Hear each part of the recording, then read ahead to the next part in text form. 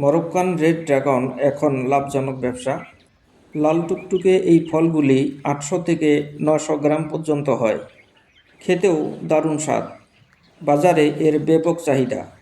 পরিচর্যায় বিশেষ একটা খরচ হয় না। 8 ফিটের মতো একটি কংক্রিটের পিলার, সেই পিলারের মাথার উপরে একটা গাড়ির টায়ার সুন্দর করে সাজিয়ে দিতে হবে। তারপর আলতো করে ড্রাগনের লতাগুলি করে তুলে দিতে হবে। মোটামুটি 8 ফিট পর পর এইভাবে পিলারগুলিকে সাজাতে হবে। বছরে 2-3 বার হালকা জৈব সার দিতে হবে। পর্যাপ্ত ফুল ও ফল আনার জন্য অবশ্যই গাছের গোড়ায় বছরে একবার 200 গ্রাম করে বোরন দিতে হবে। গাছগুলিতে অতিরিক্ত জল দেওয়া যাবে না, কারণ এগুলি মরুভূমির গাছ। 1 বছর অন্তর অন্তর গাছ প্রতি 200 গ্রাম করে জিঙ্ক দিতে হবে।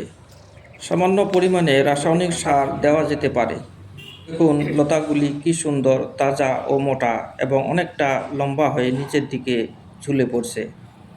আমার ভিডিওটি ভালো লাগলে সাবস্ক্রাইব করবেন, লাইক করবেন এবং শেয়ার করবেন।